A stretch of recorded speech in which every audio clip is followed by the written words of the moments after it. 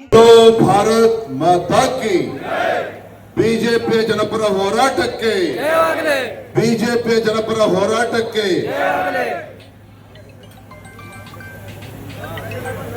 Janata party ನಮ್ಮ ಈ ಜನಾಕ್ರೋಶ ಯಾತ್ರೆ ಮೈಸೂರಿನಿಂದ ಪ್ರಾರಂಭ ಆಗಿ ಮೊದಲ ಹಂತದ ಜನಾಕ್ರೋಶ ಯಾತ್ರೆ ಮುಗಿಸಿಕೊಂಡು ಎರಡನೇ ಹಂತದಲ್ಲಿ ನಿಪ್ಪಾಣಿ, ಬೆಳಗಾವಿ, ನಿನ್ನೆ ಬಾಗಲಕೋಟೆ ಹಾಗೆ ಬಿಜಾಪುರ ಮುಗಿಸ್ಕೊಂಡು ಗುಲ್ಬರ್ಗಕ್ಕೆ ಬಂದಿದ್ದೇವೆ. ಸಂಜೆ ಬೀದರ್ ಕಾರ್ಯಕ್ರಮ ಕೂಡ ಮುಗಿಸ್ತಾ ಇದ್ದೇವೆ. ಬಾಬಾ ನೀ ಹೈರಾಣ ಮಾಡದಪ್ಪ. ಹಿರಿಯರಾಗಿರ್ತಕ್ಕಂಥ ಶ್ರೀರಾಮುಲು ಅವರು, ಚಲವಾದಿ ನಾರಾಯಣ ಸ್ವಾಮಿ ಅವರು, ಅದೇ ರೀತಿ ರವಿಕುಮಾರ್ ಅವರು ಎಲ್ಲ ವಿಚಾರಗಳನ್ನ ಪ್ರಸ್ತಾಪ ಮಾಡಿದ್ದಾರೆ. ಬಹಳ ಸಮಯವನ್ನ ತೆಗೆದುಕೊಳ್ಳದೇನೆ, ನಿಮ್ಮ ತಾಳ್ಮೆಯನ್ನ ಪರೀಕ್ಷೆ ಮಾಡದೇನೆ ಕೆಲವು ವಿಚಾರಗಳನ್ನು ಮಾತ್ರ ಈ ಸಂದರ್ಭದಲ್ಲಿ ಹೇಳ್ತೇನೆ. ಬಿಜೆಪಿಯ ಜನಾಕ್ರೋಶ ಯಾತ್ರೆ 3 ಕಾರಣಗಳಿಗೆ ನಾವು ಈ ಯಾತ್ರೆಯನ್ನ ಕೈಗೊಂಡಿದ್ದೇವೆ. ಚುನಾವಣೆ ಪೂರ್ವದಲ್ಲಿ ಕಾಂಗ್ರೆಸ್ ಪಕ್ಷ ಸಿದ್ದರಾಮಯ್ಯನವರ ಆದಿಯಾಗಿ ಕಾಂಗ್ರೆಸ್ ಪಕ್ಷದ ಎಲ್ಲ ಮುಖಂಡರುಗಳು ಅನೇಕ ಭರವಸೆಗಳನ್ನ ಕೊಟ್ಟಿದ್ರು. ಚುನಾವಣೆ ಪೂರ್ವದಲ್ಲಿ ಯಾವ ರೀತಿ ಭರವಸೆಗಳನ್ನ ಕೊಟ್ಟಿದ್ರು ಅಂತ ಹೇಳಿದ್ರೆ, ನಾವು ಅನ್ಕೊಂಡಿದ್ದು ಏನ್ ರಾಮರಾಜ್ಯನೇ ನಿರ್ಮಾಣ ಮಾಡ್ತಾರೆ ಆ ರೀತಿ ಭರವಸೆಗಳನ್ನ ನೀಡಿದ್ರು.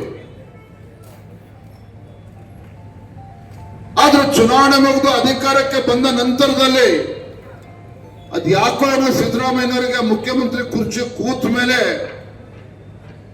ಅದು ಏನಾಗ್ತಾ ಇದೆ ನನಗಂತೂ ಅರ್ಥ ಆಗ್ತಾ ಇಲ್ಲ. ಸಿದ್ದರಾಮಯ್ಯನವರಿಗೆ ಮುಖ್ಯಮಂತ್ರಿಗಳ ಕುರ್ಚಿ ಮೇಲೆ ಕೂತ ಮೇಲೆ ಅವ್ರು ಏನೇನೋ ಭರವಸೆಗಳನ್ನು ನೀಡಿದ್ರು ಅವೆಲ್ಲವೂ ಕೂಡ ಸಂಪೂರ್ಣವಾಗಿ ಮರ್ತೋಗಿದೆ. ನಾವು ಲೋಕಸಭಾ ಚುನಾವಣೆ ಸಂದರ್ಭದಲ್ಲಿ ನಾವೇ ಆತಂಕ ಆಗಿದ್ವಿ. ಏನಪ್ಪ ಇಷ್ಟೊಂದು ಗ್ಯಾರಂಟಿಗಳ ಬಗ್ಗೆ ಚರ್ಚೆ ಆಗ್ತಾ ಇದೆ, ಪ್ರಚಾರ ಕೊಡ್ತಾ ಇದ್ದಾರೆ ಕಾಂಗ್ರೆಸ್ನವರು, ಯಾಕಪ್ಪ ಚುನಾವಣೆ ಎದುರಿಸೋದು ಅಂತೇಳಿ ನಾವು ಕೂಡ ಆತಂಕಕ್ಕೀಡಾಗಿದ್ದು ನಿಜ. ಅದು ನಮ್ಮ ಗ್ರಾಚಾರಕ್ಕೆ ಆ ಗ್ಯಾರಂಟಿಗಳು ಹಣ ಯಾವಾಗ ತಲುಪಿಸಿದ್ರು ಅಂತ ಹೇಳಿದ್ರೆ, ಇನ್ನೇನು ಮತದಾರರು ಬೂತಿಗೂ ವೋಟ್ ಹಾಕಬೇಕು, 2 ದಿನ 3 ದಿನ ಮುಂಚಿತವಾಗಿ ಗ್ಯಾರಂಟಿಗಳ ಹಣವನ್ನ ಪ್ರತಿಯೊಬ್ಬರ ಅಕೌಂಟ್ಗೆ ರಿಲೀಸ್ ಮಾಡ್ತಕ್ಕಂಥ ಕೆಲಸ ಕಾಂಗ್ರೆಸ್ನವ್ರು ಮಾಡಿದ್ರು. ನಾವೊಂದ್ ಕಡೆ ಟೀಕೆನೂ ಕೂಡ ಮಾಡಾಗಿಲ್ಲ, ಒಪ್ಕೊಳ್ತೇನೆ ನಾನು. ಆದ್ರೆ ದುಃಖ ಆಗಿದ್ದು, ಎಲ್ಲ ಕಡೆ ಕಾಂಗ್ರೆಸ್ನವರು, ರಾಜ್ಯದ ಮುಖ್ಯಮಂತ್ರಿಗಳು ಸಿದ್ದರಾಮಯ್ಯನವರು ಒಂದ್ ರೀತಿ ಭಿಕ್ಷೆ ರೀತಿ ನೋಡ್ತಾ ಇದ್ದಾರೆ. ರಾಜ್ಯದ ಜನರು ಭಿಕ್ಷುಕರ ರೀತಿ ನೋಡ್ತಾ ಇದ್ದಾರೆ. ಒಂದ್ ಕಡೆ ಹೇಳ್ತಾರೆ ಮಹಿಳೆಯರಿಗೆ ಸರ್ಕಾರಿ ಬಸ್ಗಳೆಲ್ಲ ಉಚಿತ ಪ್ರಯಾಣ, ಪುಕ್ಕಟೆ ಪ್ರಯಾಣ. ತಾವು ದೊಡ್ಡ ಸಂಖ್ಯೆ ನಮ್ಮ ತಾಯಂದ್ರು ಕೂತಿದ್ದಾರೆ. ನಮ್ಮ ಅತ್ತೆ ಮಾಡೋರು ಶ್ರೀಮತಿನೂ ಕೂಡ ಮುಂದಿನ ಸಾಲಲ್ಲಿ ಬಿಸಿಲಲ್ಲಿ ಕೂತಿದ್ದಾರೆ. ಈಗ ಸ್ವಲ್ಪ ನೆರಳು ಬಂದಿದೆ. ಆದ್ರೆ ಒಂದ್ ಹೇಳ್ತಾನೆ, ಮಹಿಳೆಯರಿಗೆ ಉಚಿತ ಬಸ್ ಪ್ರಯಾಣ ಅಂತೇಳಿ ಘೋಷಣೆ ಮಾಡಿದಂತ ಸರ್ಕಾರ ಇವತ್ತು ಗ್ರಾಮೀಣ ಭಾಗದಲ್ಲಿ ಸಾವಿರಾರು ಬಸ್ಗಳು ಓಡಾಡ್ತಾ ಇಲ್ಲ. ಇವತ್ತು ರಾಜ್ಯದಲ್ಲಿ ಸಾವಿರಾರು ಬಸ್ಗಳು ನಿಲ್ಲಿಸಿಕೊಂಡಿದ್ದಾರೆ. ಅದರ ಪರಿಣಾಮ ಗ್ರಾಮೀಣ ಭಾಗದಲ್ಲಿ ನಮ್ಮ ಶಾಲಾ ಕಾಲೇಜಿಗೆ ಹೋಗ್ತಕ್ಕಂಥ ನಮ್ಮ ರೈತರ ಮಕ್ಕಳು, ಬಡವರ ಮಕ್ಕಳಿಗಂತೂ ಬಸ್ಸಿನ ವ್ಯವಸ್ಥೆ ಇಲ್ಲ. ಸರ್ಕಾರಿ ಬಸ್ಗಳು ಓಡಾಡ್ತಾ ಇಲ್ಲ.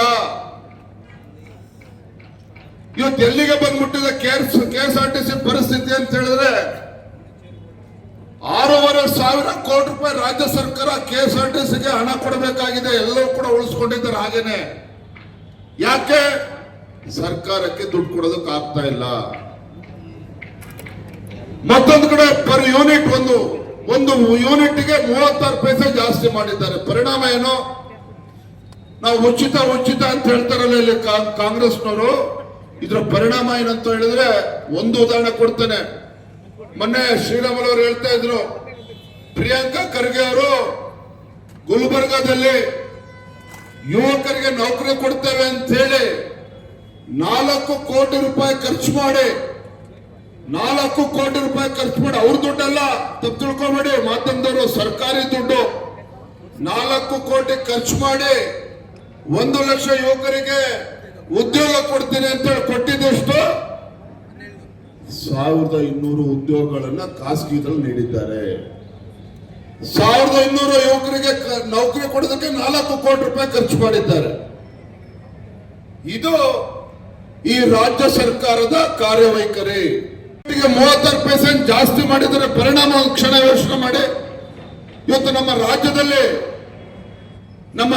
ಇವತ್ತು ಯಾವುದೇ ಉದ್ಯಮಿಗಳು ನಮ್ಮ ರಾಜ್ಯದಲ್ಲಿ ಬಂದು ಬಂಡವಾಳ ಹೂಡ್ತಾ ಇಲ್ಲ. ರಾಜ್ಯದಲ್ಲಿ ಯಾವುದೇ ಉದ್ಯಮಿಗಳು ಬಂದು ಬಂಡವಾಳ ಹೂಡಿಕೆ ಮಾಡ್ತಾ ಇಲ್ಲ. ಬದಲಾಗಿ ರಾಜ್ಯದ ಕಾಂಗ್ರೆಸ್ ಸರ್ಕಾರದ ನೀತಿಗಳ ಪರಿಣಾಮವಾಗಿ ಇಲ್ಲಿರ್ತಕ್ಕಂಥ ನಮ್ಮ ರಾಜ್ಯದಲ್ಲಿರ್ತಕ್ಕಂಥ ಉದ್ಯಮಿಗಳು ಹೊರ ರಾಜ್ಯಕ್ಕೆ ಹೋಗ್ತಾ ಇದ್ದಾರೆ. ಇವತ್ತು ಪರ್ ಯೂನಿಟ್ಗೆ ವಿದ್ಯುತ್ ದರ ಜಾಸ್ತಿ ಮಾಡಿದ್ರು, ಮತ್ತೊಂದು ಕಡೆ ಪೆಟ್ರೋಲ್ ಡೀಸೆಲ್ ರೇಟ್ ಜಾಸ್ತಿ ಮಾಡಿದ್ರು, ಡೀಸೆಲ್ ಮೇಲೆ 5,500 ರೂಪಾಯಿ ಜಾಸ್ತಿ ಮಾಡಿದ್ರು ಸಿದ್ದರಾಮಯ್ಯನವರು ರೈತರ ಪರವಾಗಿರ್ತಕ್ಕಂಥ ಚಿಂತನೆ ಮಾಡ್ತೀವಿ ಅಂತ ಹೇಳ್ತಾರಲ್ಲ, 5,500 ರೂಪಾಯಿ ಡೀಸೆಲ್ಗೆ ಜಾಸ್ತಿ ಮಾಡಿರ್ತಕ್ಕಂಥ ಪರಿಣಾಮ ಏನು ಅಂತ ಹೇಳಿದ್ರೆ, ರೈತರು ತಮ್ಮ ಹೊಲದಲ್ಲಿ ಇವತ್ತು ಟ್ರ್ಯಾಕ್ಟರ್ ಟಿಲ್ಲರ್ ಅನ್ನೇನು ಬಳಸ್ತಾರೆ, ಮೋಟರ್ಗಳನ್ನು ಉಪಯೋಗಿಸ್ತಾರೆ. ಆದ್ರೆ 1 ಲೀಟರ್ಗೆ 5,500 ರೂಪಾಯಿ ಜಾಸ್ತಿ ಆದ್ರೆ ಪರಿಸ್ಥಿತಿ ಏನಾಗ್ತದೆ ರೈತರಿಗೆ? ಇವತ್ತು ಉಚಿತ ಅಂತೇಳಿ ಸಿದ್ದರಾಮಯ್ಯವರು ಬೊಬ್ಬೆ ಹೊಡಿತಾರಲ್ಲ, ಇವರೆಲ್ಲ ಯೋಜನೆಗಳನ್ನ ಒಂದು ಕ್ಷಣ ಯೋಚನೆ ಮಾಡಿ ಮನೇಲಿ ಕೂತ್ಕೊಂಡು, ಇವರೆಲ್ಲ ಯೋಜನೆಗಳು ಒಂದು ಕೈಲಿ ಕೊಡ್ತಕ್ಕಂಥದ್ದು, ಮತ್ತೊಂದು ಕೈಲಿ ಕಿತ್ಕೊಳ್ತಕ್ಕಂಥ ಯೋಜನೆ ಕೊಟ್ಟಿರ್ತಕ್ಕಂಥದ್ದು. 2,000 ರೂಪಾಯಿ ಕೊಟ್ರೆ ಇವತ್ತು 25,000 ರೂಪಾಯಿ ಕಿತ್ಕೊಳ್ತಕ್ಕಂಥ ಕೆಲಸ ಸಿದ್ದರಾಮಯ್ಯ ಸರ್ಕಾರ ಮಾಡ್ತಾ ಇದೆ. ಪ್ರಧಾನಮಂತ್ರಿ ಕಿಸಾನ್ ಸಮ್ಮಾನ್ ಯೋಜನೆ ಯಡಿಯೂರಪ್ಪರು 4,000 ರೂಪಾಯಿ ಕೊಡ್ತಾ ಇದ್ರು, ಅದನ್ನ ನಿಲ್ಸಿದ್ರು. ರೈತ ವಿದ್ಯಾನಿಧಿ ಕೊಟ್ಟರು, ಬೊಮ್ಮಾಯಿಯವರು ಅದನ್ನ ನಿಲ್ಸಿದ್ರು. ಈ ರೀತಿ ಹಿಂದಿನ ಭಾಗ್ಯಲಕ್ಷ್ಮಿ ಯೋಜನೆಗೂ ಕೂಡ ಕಲ್ಲಾಕಕ್ಕೆ ಹೊರಟಿದ್ರು. ಅಷ್ಟೇ ಅಲ್ಲ, ಈ ರೈತರಿಗೆ ಅನುಕೂಲ ಆಗ್ಲಿ ಅಂತೇಳಿ, ಗ್ರಾಮೀಣ ಭಾಗದಲ್ಲಿರ್ತಕ್ಕಂಥ ಬಡವರಿಗೆ ಅನುಕೂಲ ಆಗ್ಲಿ ಅಂತ ಹೇಳಿ ಯಡಿಯೂರಪ್ಪನವರು ಬಿಜೆಪಿ ಸರ್ಕಾರ ಇದ್ದಾಗ ಹೈನುಗಾರಿಕೆಗೆ ಪ್ರೋತ್ಸಾಹ ಧನವನ್ನು ಕೊಟ್ಟರು. ಇವತ್ತು 850 ಕೋಟಿ ರೂಪಾಯಿ ಹಾಗೆ ಉಳಿಸ್ಕೊಂಡಿದ್ದಾರೆ. ಇಂಥ ಸರ್ಕಾರ ರಾಜ್ಯದಲ್ಲಿ ಇರ್ತಕ್ಕಂಥದ್ದು. ರವಿಕುಮಾರ್ ಹೇಳಿದ್ರು 25,000 ಇತ್ತು, ಟ್ರಾನ್ಸ್ಫಾರ್ಮರ್ ಹಾಕೋಬೇಕು ಅಂತ ಹೇಳಿ ರೈತರು ಇವತ್ತು 2.5 3 ಲಕ್ಷ ರೂಪಾಯಿ ಕಟ್ಟಬೇಕು. ರೈತ ತನ್ನ ಹೊಲಕ್ಕೆ ವಿದ್ಯುತ್ ತೆಗೆದುಕೊಳ್ಬೇಕು ಅಂತ ಹೇಳಿದ್ರೆ, ಹಾಲಿನ ಬೆಲೆ 9 ರೂಪಾಯಿ ಜಾಸ್ತಿ ಆಗಿದೆ ಇಲ್ಲಿವರೆಗೂ ಪರ್ ಲೀಟರ್ಗೆ. ಅದರ ಪರಿಣಾಮ ಪಾಪ ಬಡವರೇನಿದ್ದಾರೆ, ಇವತ್ತು ಪೌಷ್ಟಿಕ ಆಹಾರ ಮಕ್ಕಳಿಗೆ ಒಳ್ಳೆ ಹಾಲು ಕೊಡಬೇಕು ಅಂತ ಹೇಳಿದ್ರು ಕೂಡ ಇವತ್ತು 1 ಲೀಟರ್ಗೆ 9 ರೂಪಾಯಿ ಜಾಸ್ತಿ ಮಾಡಿದ್ದಾರೆ. ಅದರ ಲಾಭ ಇವತ್ತು ಸಂಪೂರ್ಣ ರೈತರಿಗೂ ಕೂಡ ಸಿಗ್ತಾ ಇಲ್ಲ. ಇದು ರಾಜ್ಯದ ಪರಿಸ್ಥಿತಿ. ಇವತ್ತು ಮಾಫಿಯಾ ಯಾವ ರೀತಿ ನಡೀತಾ ಇದೆ, ಯಾವ ರೀತಿ 1,000 ಕೋಟಿ ಲೂಟಿ ಆಗ್ತದೆ ಎಲ್ಲವೂ ಕೂಡ ಹೇಳಿದ್ದಾರೆ. ಅದು ಇಲ್ಲಿರ್ತಕ್ಕಂಥ ಪರಿಸ್ಥಿತಿ ಏನು ಅಂತ ಹೇಳಿದ್ರೆ, ಶ್ರೀರಾಮುಲಣ್ಣ ನೀವು ಯಾರು ಕೂಡ ನೆನ್ಪು ಮಾಡ್ಕೊಳ್ಳಿಲ್ಲ. ಇಲ್ಲಿ ಆತ್ಮಹತ್ಯೆ ಮಾಡ್ಕೊಳ್ಳಿ, ಇಲ್ಲಿರ್ತಕ್ಕಂಥ ರಾಜಕೀಯ ಪುಡಾರಿಗಳ ದಬ್ಬಾಳಿಕೆಯಿಂದ ಆತ್ಮಹತ್ಯೆ ಮಾಡ್ಕೊಂಡ್ರೆ, ಯಾರಿಗಾರ ಅನ್ಯಾಯ ಆಗಿ ಅಧಿಕಾರಿಗಳು ಆತ್ಮಹತ್ಯೆ ಮಾಡ್ಕೊಂಡ್ರೆ, ಇನ್ಯಾರು ಆತ್ಮಹತ್ಯೆ ಮಾಡ್ಕೊಂಡ್ರೆ ಒಂದು ರೇಟ್ ಫಿಕ್ಸ್ ಮಾಡ್ಬಿಟ್ಟಿದ್ರೆ 10 ಲಕ್ಷ ರೂಪಾಯಿ. 10 ಲಕ್ಷ ರೂಪಾಯಿ ಅಂದ್ರೆ ಒಂದು ಜೀವದ ಬೆಲೆ 10 ಲಕ್ಷ ರೂಪಾಯಿಗೆ ಇಳಿಸಿದ್ದಾರೆ ಇಲ್ಲಿರ್ತಕ್ಕಂಥ ಮೂರ್ಖ ರಾಜಕಾರಣಿಗಳು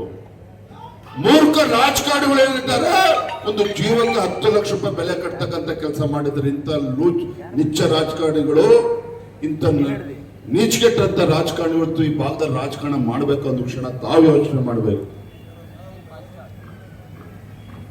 ಸಚಿನ್ ಪಾಂಚಾಳ್ ಪರಿಸ್ಥಿತಿ ಏನಾಯ್ತು ಅಂದ್ರೆ, ಎಲ್ಲೋ ಒಂದ್ ಕಡೆ ಕಲ್ಯಾಣ ಕರ್ನಾಟಕದ ಸಮಗ್ರ ಅಭಿವೃದ್ಧಿ ಮಾಡ್ತೇವೆ ಅಂತ ಹೇಳಿ ಮೊನ್ನೆ ಫುಲ್ ಪೇಜ್ ಅಡ್ವರ್ಟೈಸ್ಮೆಂಟ್, ನಾನೇನೋ 5,000 ಕೋಟಿನೋ 10,000 ಕೋಟಿನೋ ಕೊಟ್ಟಾರೆ ಅಂದ್ರೆ ನಾಚಿಕೆ ಆಗ್ಬೇಕಿತ್ತು ಕಾಂಗ್ರೆಸ್ ಸರ್ಕಾರಕ್ಕೆ. 250 ಕೋಟಿ ರೂಪಾಯಿ ಕೊಟ್ಟು ಫುಲ್ ಪೇಜ್ ಅಡ್ವರ್ಟೈಸ್ಮೆಂಟ್. ಅದು ಫುಲ್ ಪೇಜ್ ಅಡ್ವರ್ಟೈಸ್ಮೆಂಟ್. ಇವತ್ತು ಹಿಂದೆ ಯಡಿಯೂರಪ್ಪನವರು ಬಿಜೆಪಿ ಸರ್ಕಾರ ಇದ್ದಾಗ ಗುಲ್ಬರ್ಗ ಈ ಭಾಗದ ಅಭಿವೃದ್ಧಿಗೆ ಕೊಟ್ಟಿರ್ತಕ್ಕಂಥ ಹಣ ಎಷ್ಟು 1,000 ಕೋಟಿ ಕೊಟ್ಟಿದ್ದಾರೆ. ಇವತ್ತು ಸಿದ್ದರಾಮಯ್ಯ ಸರ್ಕಾರ ಬಂದ್ಮೇಲೆ 2,000 ಕೋಟಿ ಕೊಟ್ಟಿದ್ದಾರೆ. ಬಹಿರಂಗಕ್ಕೆ ಚರ್ಚೆ ಬರಲಿ ನೋಡೋಣ, ಮುಖ್ಯಮಂತ್ರಿಗಳಾಗ್ಲಿ ಪ್ರಿಯಾಂಕಾ ಖರ್ಗೆ ಅವರಾಗ್ಲಿ, ಇವ್ರಿಗೆ ಯಾರಿಗೂ ಕೂಡ ತಾಕತ್ತಿಲ್ಲ. ಬಾಬಾ ಸಾಹೇಬ್ ಅಂಬೇಡ್ಕರ್ ಅವರ ಹೆಸರು ಹೇಳ್ಕೊಂಡು ಇವತ್ತು ದಲಿತರ ವೋಟ್ ಬ್ಯಾಂಕ್ ಆಗಿ ಮಾಡ್ಕೊಂಡು ಇವತ್ತು ದುರುಪಯೋಗ ಮಾಡ್ಕೊಳ್ತಿದ್ದಾರೆ ವಿನ ಇವರಿಂದ ಯಾವುದೇ ರೀತಿ ಅಭಿವೃದ್ಧಿ ಕೆಲಸ ಕಾರ್ಯಗಳು ಮಾಡೋದಕ್ಕೆ ಸಾಧ್ಯ ಇಲ್ಲ. ನಾನು ವೇದಿಕೆ ಮೂಲಕ ಸವಾಲನ್ನು ಹಾಕ್ತೇನೆ ಪ್ರಿಯಾಂಕಾ ಖರ್ಗೆ ಅವರಿಗೆ. ಎಲ್ಲೋಗಿತ್ತು ನಿಮ್ಮ ದಲಿತ ಪರವಾಗಿರ್ತಕ್ಕಂಥ ಕಾಳಜಿ? ಯಾವ ಬೆಂಗಳೂರು ಮಹಾನಗರದಲ್ಲಿ ಹಿಂದಿನ ನಿಮ್ಮ ಸರ್ಕಾರ ಇದ್ದಾಗ ಒಬ್ಬ ದಲಿತ ಶಾಸಕ ಅಖಂಡ ಶ್ರೀನಿವಾಸ ಮೂರ್ತಿ ಅವರ ಮನೆಗೆ ದೇಶದ್ರೋಹಿಗಳು ನುಗ್ಗಿ ಬೆಂಕಿ ಹಚ್ಚಿದ್ರಲ್ಲ, ಎಲ್ಲೋಗಿತ್ತು ನಿಮ್ಮ ದಲಿತ ಪರವಾಗಿರ್ತಕ್ಕಂಥ ಕಾಳಜಿ? ಎಲ್ಲೋಗಿತ್ತು ನಿಮ್ಮ ದಲಿತ ಪರವಾಗಿರ್ತಕ್ಕಂಥ ಕಾಳಜಿ? ಇಲ್ಲಿರ್ತಕ್ಕಂಥ ಒಬ್ಬ ದಲಿತ ಅಧಿಕಾರಿಗಳು ಆತ್ಮಹತ್ಯೆ ಮಾಡ್ಕೊಂಡ್ರಲ್ಲ, ಎಲ್ಲೋಗಿತ್ತು ನಿಮ್ಮ ದಲಿತ ಪರವಾಗಿರ್ತಕ್ಕಂಥ ಕಾಳಜಿ? ಕೇವಲ ಮೊಸಳೆ ಕಣ್ಣೀರನ್ನು ಸೃಷ್ಟಕ್ಕಂಥ ಕೆಲಸ ಮಾಡ್ತಾರಲ್ಲ ಈ ಭಾಗದವರು. ಇವತ್ತು ಪ್ರಿಯಾಂಕಾ ಖರ್ಗೆ ಅವರಾಗ್ಲಿ, ಇಲ್ಲಿರ್ತಕ್ಕಂಥ ರಾಜಕಾರಣಿಗಳಾಗ್ಲಿ ಯಾರಿಗೂ ಕೂಡ ಇವತ್ತು ಎದೆಗಾರಿಕೆ ಎಲ್ಲ ಬರೆಯಲ್ಲಿ ಕೂತ್ಕೊಂಡು ತಮಾಷೆ ನೋಡ್ತಾ ಇದ್ದಾರೆ ಅಷ್ಟೇನೆ. ನನ್ನ ಸಿದ್ದರಾಮಯ್ಯ ಅವರು ಮಾತನ್ನು ಹೇಳಿದ್ದಾರೆ, ಅವರ ಅಧಿಕಾರದ ಅವಧಿಯಲ್ಲಿ ಹೊಸ ಅನುಭವ ಮಂಟಪವನ್ನು ನಿರ್ಮಾಣ ಮಾಡ್ತೇನೆ ಅಂತೇಳಿ ನಮ್ಮ ಮುಖ್ಯಮಂತ್ರಿಗಳು, ರಾಜ್ಯದ ಮುಖ್ಯಮಂತ್ರಿಗಳು ಹೇಳಿದ್ದಾರೆ. ಬಹುಶಃ ಕರ್ನಾಟಕ ರಾಜ್ಯದಲ್ಲಿ ಆ ಮುಖ್ಯಮಂತ್ರಿ ಸ್ಥಾನದ ಗೌರವನ ಕಳೆದಿರ್ತಕ್ಕಂಥ ಮುಖ್ಯಮಂತ್ರಿಗಳು ಯಾರಿದ್ರೆ ಸಿದ್ದರಾಮಯ್ಯನವರು. ಇವತ್ತು ಅನುಭವ ಮಂಟಪದ ಬಗ್ಗೆ ಮಾತನಾಡ್ತಕ್ಕಂಥ ಯಾವುದೇ ಯೋಗ್ಯತೆಯನ್ನು ರಾಜ್ಯದ ಮುಖ್ಯಮಂತ್ರಿಗಳು ಉಳಿಸ್ಕೊಂಡಿಲ್ಲ. 12ನೇ ಶತಮಾನದ ಅಣ್ಣ ಬಸವಣ್ಣನವರು ಸಮಾಜದ ನಿರ್ಮಾಣದ ಕನಸನ್ನ ಕಂಡಿದ್ರು. ಸಮಾಜದ ನಿರ್ಮಾಣವನ್ನ ಕನಸನ್ನ ಕಂಡಿದ್ರು. ನೀವೇನ್ ಮಾಡಿದ್ರಿ ಸಿದ್ದರಾಮಯ್ಯನವರೇ? ರಾಜ್ಯದಲ್ಲಿ ಮತ್ತೆ ಕಾಂಗ್ರೆಸ್ ಪಕ್ಷ ಅಧಿಕಾರಕ್ಕೆ ಬರೋದಕ್ಕೆ ಸಾಧ್ಯ ಇಲ್ಲ, ತಾವು ಮುಖ್ಯಮಂತ್ರಿಗಳಾಗಿ ಮುಂದುವರೆಯೋದಕ್ಕೆ ಸಾಧ್ಯ ಇಲ್ಲ ಅಂತೇಳಿ ಮನವರಿಕೆ ಆದಾಗ ವೀರಶೈವ ಲಿಂಗಾಯತ ಪ್ರತ್ಯೇಕ ಧರ್ಮ ಅಂತೇಳಿ ಬೆಂಕಿ ಎತ್ತಕ್ಕಂಥ ಕೆಲಸ ಮಾಡಲಿಲ್ವ ಸಿದ್ದರಾಮಯ್ಯನವರೇ? ವೀರಶೈವ ಲಿಂಗಾಯತ ಪ್ರತ್ಯೇಕ ಧರ್ಮ ಅಂತೇಳಿ ಬೆಂಕಿ ಎತ್ತಕ್ಕಂಥ ಕೆಲಸ ಮಾಡಲಿಲ್ವ ನೀವು? ಪರಿಣಾಮ ಏನಾಯ್ತು? ರಾಜ್ಯದಲ್ಲಿ ಕಾಂಗ್ರೆಸ್ ಸರ್ಕಾರ ಅಧಿಕಾರದಿಂದ ಕಳ್ಕೊಳ್ತು. ಇವತ್ತೇನ್ ಮಾಡಕ್ ಹೊರಟಿದ್ದಾರೆ? ಇನ್ನೇನು ಅವ್ರ ಅಧಿಕಾರ ಅವಧಿ ಪೂರ್ಣ ಆಗ್ತಿದೆ ಅಂತ ಹೇಳಿ ಅಧಿಕಾರ ಯಾವನಿಗೆ ಬಿಟ್ಕೊಡ್ತೀರ, ಯಾರಿಗೆ ಬಿಟ್ಕೊಡ್ತೀರ, ಯಾವ ಬಿಟ್ಕೊಡ್ತೀರ ನಮಗೆ ಸಂಬಂಧ ಇಲ್ಲ, ಆದ್ರೆ ಅಧಿಕಾರ ಬಿಟ್ಕೊಡ್ತಕ್ಕಂಥ ದಿನಗಳು ಹತ್ರ ಬಂದಿದೆ ಅಂತ ಹೇಳಿ ಇವತ್ತು ಜಾತಿ ಜನಗಣತಿ ಅಂತೇಳಿ ಎಲ್ಲಾ ಸಮುದಾಯಗಳ ಮಧ್ಯೆ ಬೆಂಕಿ ಹಚ್ಚಕ್ಕೆ ಹೊರಟಿದ್ದೀರಿ. ಮುಸಲ್ಮಾನರ ಓಲೈಕೆ ರಾಜಕಾರಣ ಮಾಡೋದಕ್ಕೆ ಹೋಗಿ ಹಿಂದೂಗಳಿಗೆ ಅಪಮಾನ ಮಾಡ್ತಕ್ಕಂಥ ಕೆಲಸ ಮಾಡ್ತಾ ಇದ್ದೀರಿ. ಇವತ್ತು ನಿಮ್ಮ ಸರ್ಕಾರ, ಕಾಂಗ್ರೆಸ್ ಸರ್ಕಾರ ಬಂದ್ಮೇಲೆ, ಸಿದ್ದರಾಮಯ್ಯನವರು ಮುಖ್ಯಮಂತ್ರಿಗಳಾದ್ಮೇಲೆ ಅತಿ ಹೆಚ್ಚು ಲವ್ ಜಿಹಾದ್ ಪ್ರಕರಣಗಳು ಇವತ್ತು ನಮ್ಮ ರಾಜ್ಯದಲ್ಲಿ ನಡೀತಾ ಇದೆ, ಗೋಹತ್ಯೆ ಪ್ರಕರಣಗಳು ನಡೀತಾ ಇದೆ. ಇಷ್ಟಾದ್ರೂ ಸಹ ಇವತ್ತು ಮುಸಲ್ಮಾನರ ಹೆಣ್ಮಕ್ಳಿಗೆ ಆತ್ಮರಕ್ಷಣೆಗೋಸ್ಕರ ಬಜೆಟ್ ಅಲ್ಲಿ ಹಣವನ್ನ ನೀಡುತ್ತಾರೆ ಸಿದ್ದರಾಮಯ್ಯನವರು. ಇವತ್ತು ಲವ್ ಜಿಹಾದ್ಗೆ ಇವತ್ತು ಪ್ರಾಣ ಕಳ್ಕೊಳ್ತಿರ್ತಕ್ಕಂಥ, ಜೀವನ ಹಾಳು ಮಾಡ್ಕೊಳ್ತಿರ್ತಕ್ಕಂಥದ್ದು ಹಿಂದೂ ಹೆಣ್ಮಕ್ಳು ಸಿದ್ದರಾಮಯ್ಯನವರೇ, ಮುಸಲ್ಮಾನರ ಹೆಣ್ಮಕ್ಳಲ್ಲ. ಇಂಥ ಕನಿಷ್ಠ ವಿಚಾರಗಳು ಕೂಡ ರಾಜ್ಯದ ಮುಖ್ಯಮಂತ್ರಿಗೆ ಅರ್ಥ ಆಗ್ತಿಲ್ವಲ್ಲ ಅಂತ ಹೇಳಿದ್ರೆ, ಇಂಥ ಲಜ್ಜೆಗೆಟ್ಟ ಮುಖ್ಯಮಂತ್ರಿಯನ್ನ ಪಡೆದಿರ್ತಕ್ಕಂಥ ನಾವೇ ದುರ್ದೈವರು ಇವತ್ತು ರಾಜ್ಯದ ಜನ. ಕಾರ್ಯಕರ್ತರು ಗುಲ್ಬರ್ಗ ಜಿಲ್ಲೆಯಲ್ಲಿ ಇವತ್ತು ಸಾವಿರಾರು ಕಾರ್ಯಕರ್ತರಿದ್ದಾರೆ. ಇವತ್ತು ನಮ್ಮ ರಾಜಕೀಯ ಚಟಕ್ಕೋಸ್ಕರ ತಮ್ಮ ಪ್ರಾಣವನ್ನ ಕಳ್ಕೊಂಡಿರ್ತಕ್ಕಂಥ ಕಾರ್ಯಕರ್ತರು ಗುಲ್ಬರ್ಗ ಜಿಲ್ಲೆಯಲ್ಲಿ ಇರ್ತಾರೆ. ಕಾಂಗ್ರೆಸ್ನ ಹಲ್ಕಟ್ ರಾಜಕಾರಣಕ್ಕೆ ಇವತ್ತು ಅನೇಕ ಹಿಂದೂ ಕಾರ್ಯಕರ್ತರು ಬಲಿಯಾಗಿರ್ತಕ್ಕಂಥವ್ರು ಗುಲ್ಬರ್ಗ ಜಿಲ್ಲೆಯಲ್ಲಿದ್ದಾರೆ. ಅವರ ಪ್ರಾಣಕ್ಕೆ ಬೆಲೆ ಇದೆ, ಅವರ ಪ್ರಾಣಕ್ಕೆ ಬೆಲೆ ಇದೆ. ನಮ್ಮ ಭಾರತೀಯ ಜನತಾ ಪಾರ್ಟಿಯ ಕಾರ್ಯಕರ್ತರ ಜೊತೆಯಲ್ಲಿ ನಮ್ಮ ಹಿಂದೂ ಕಾರ್ಯಕರ್ತರ ಜೀವನ ಜೊತೆ ಚೆಲ್ಲಾಟ ಆಡ್ತಕ್ಕಂಥ ಕೆಲಸ ವೇದಿಕೆಯಲ್ಲಿರ್ತಕ್ಕಂಥ ಯಾವುದೇ ನಮ್ಮ ಪಕ್ಷದ ಮುಖಂಡರು ಮಾಡಬಾರದು, ಯಾರು ಕೂಡ ಮಾಡಬಾರದು. ಬಹಳ ನೋವಿನಿಂದ ಮಾತನ್ನು ಹೇಳ್ತಾ ಇದ್ದೇನೆ, ಇವತ್ತು ಭಾರತೀಯ ಜನತಾ ಪಾರ್ಟಿ ಕರ್ನಾಟಕ ರಾಜ್ಯದಲ್ಲಿ ಇಷ್ಟು ಭದ್ರ ಬುನಾದಿ ಸಿಕ್ಕಿದೆ ಅಂತ ಹೇಳಿದ್ರೆ, ನಮ್ಮ ಕರ್ನಾಟಕ ರಾಜ್ಯದಲ್ಲಿರ್ತಕ್ಕಂಥ ಲಕ್ಷಾಂತರ ಕಾರ್ಯಕರ್ತರು ತಮ್ಮ ಪ್ರಾಣದ ಹಂಗನ್ನು ಕೂಡ ಲೆಕ್ಕಿಸದೆ ತನು ಮನ ಧನ ಎಲ್ಲವನ್ನು ಕೂಡ ಅರ್ಪಿಸಿ ಇವತ್ತು ಭಾರತೀಯ ಜನತಾ ಪಾರ್ಟಿಗೆ ಭದ್ರ ಬುನಾದಿನ ಆಗ್ತಕ್ಕಂಥ ಕೆಲಸ ಮಾಡಿದ್ದಾರೆ.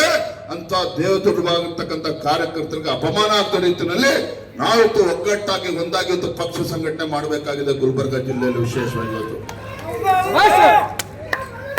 ಅಧಿಕಾರ ಬಂದಾಗ ಕಾರ್ಯಕರ್ತರು ಮರಿತೇವೆ, ನಾನು ಯಾಕೆ ಬಹಿರಂಗವಾಗಿ ಹೇಳ್ತಾ ಇದ್ದೇನೆ ಅಂತ ಹೇಳಿದ್ರೆ, ಪತ್ರಿಕಾ ಹಾಗೂ ಮಾಧ್ಯಮದ ಸ್ನೇಹಿತರು ನಂಗೆ ಪ್ರಶ್ನೆ ಮಾಡಿದ್ರು, ನೀವು ಬಂದಾಗ ಪಕ್ಷಕ್ಕೆ ಜೀವ ಬರ್ತದೆ, ನೀವು ಹೋದ್ಮೇಲೆ ಮತ್ತೆ ಪಕ್ಷದ ಮುಖಂಡರು ಸತ್ತು ಹೋಗ್ತಾರೆ ಅಂತ ಹೇಳಿ. ಹಾಗಾಗಿ ಎಲ್ಲರೂ ಕೂಡ ಕೈ ಜೋಡಿಸಿ ಪ್ರಾರ್ಥನೆ ಮಾಡ್ತಾನೆ, ಜಿಲ್ಲೆಯ ಅಧ್ಯಕ್ಷರಾಗಿ ಎಲ್ಲರೂ ಕೂಡ ವಿನಂತಿ ಮಾಡ್ತಾನೆ, ಆಗ್ರಹವನ್ನು ಕೂಡ ಮಾಡ್ತಾನೆ. 3 ವರ್ಷಗಳ ಕಾಲ ಹೋರಾಟದ ಪರ್ವ, ಹೋರಾಟದ ದಿನಗಳು. ಎಲ್ಲಿ ಕಾರ್ಯಕರ್ತರಿಗೆ ನೋವಾಗ್ತದೆ, ಎಲ್ಲಿ ನಮ್ಮ ಕಾರ್ಯಕರ್ತರಿಗೆ ಅನ್ಯಾಯ ಆಗ್ತದೆ, ಎಲ್ಲಿ ನಮ್ಮ ಹಿಂದೂ ಕಾರ್ಯಕರ್ತರಿಗೆ ಅಪಮಾನ ಆಗ್ತದೆ, ನೀವೆಲ್ಲರೂ ಕೂಡ ಒಗ್ಗಟ್ಟಾಗಿ ಒಂದಾಗಿ ನೀವು ಪ್ರತಿಯೊಬ್ಬರು ಕೂಡ ಹೋಗಿ ಅವರಿಗೆ ರಕ್ಷಣೆ ಕೊಡ್ತಕ್ಕಂಥ ಕೆಲಸ ಮಾಡಿ. ಯಾವ ಗಂಡಸಿದನೆ ಕಾಂಗ್ರೆಸ್ ಪಾರ್ಟಿನಲ್ಲಿ ಇಲ್ಲಿ ರಾಜಕಾರಣ ಮಾಡೋದಕ್ಕೆ ನಾನು ಕೂಡ ನೋಡ್ತೇನೆ. ಅಲ್ಲ, ಇಲ್ಲ ಅಡ್ಜಸ್ಟ್ಮೆಂಟ್ ರಾಜಕಾರಣ ಮಾಡೋದಕ್ಕೆ ನಮ್ಮ ಕಾರ್ಯಕರ್ತರು ಪುಕ್ಕಟ ಏನ್ ಬಂದಿಲ್ಲ. ಯಾರು ನಮ್ಮಿಂದ ಏನು ಅಪೇಕ್ಷೆ ಇಟ್ಕೊಂಡಿಲ್ಲ. ನಾ ಕೈ ಜೋಡಿಸುವನಂತ ಮಾಡ್ತೇನೆ. ಚುನಾವಣೆ ಬಂದಾಗ ರಾಜಕಾರಣ ಮಾಡೋದನ್ನ ಬಿಟ್ಟು ವರ್ಷ ಪೂರ್ತಿ ರಾಜಕಾರಣ ಮಾಡ್ತಕ್ಕಂಥದ್ದು ಅಭ್ಯಾಸ ಮಾಡಿ. ಗುಲ್ಬರ್ಗ ಜಿಲ್ಲೆನಲ್ಲಿ ಪ್ರತಿಯೊಂದು ವಿಧಾನಸಭಾ ಕ್ಷೇತ್ರದಲ್ಲಿ ಯಾಕೆ ಭಾರತೀಯ ಜನತಾ ಪಾರ್ಟಿ ಗೆಲ್ಲೋದಕ್ಕೆ ಸಾಧ್ಯ ಇಲ್ಲ, ರಾಜ್ಯದ ಅಧ್ಯಕ್ಷನಾಗಿ ನಾನು ಕೂಡ ಸವಾಲನ್ನು ಸ್ವೀಕಾರ ಮಾಡ್ತೇನೆ. ಯಾವನೇ ಬರಲಿ ಅವನ ಶಕ್ತಿನ ಮೆಟ್ಟಿಲ್ತಕ್ಕಂಥ ಶಕ್ತಿ ಭಾರತೀಯ ಜನತಾ ಪಾರ್ಟಿಯ ಪ್ರತಿಯೊಬ್ಬ ಕಾರ್ಯಕರ್ತನಿಗೂ ಇದೆ. ನೀವು ದಯವಿಟ್ಟು ಎಲ್ಲರೂ ಕೂಡ ಒಗ್ಗಟ್ಟಾಗಿ ಎಲ್ಲ ಸೇರಿ ಪಕ್ಷ ಸಂಘಟನೆಯನ್ನ ಮಾಡೋಣ ಅಂತ ಮಾತನ್ನ ಹೇಳ್ತಾ ತುಂಬಾ ಸಂತೋಷ ಆಗಿದೆ. ಯಾಕೆ ನಮ್ಮ ಕಾರ್ಯಕರ್ತರ ಪ್ರೀತಿ ವಿಶ್ವಾಸಕ್ಕೆ ಬೆಲೆ ಕಟ್ಟೋದಕ್ಕೆ ಸಾಧ್ಯ ಇಲ್ಲ.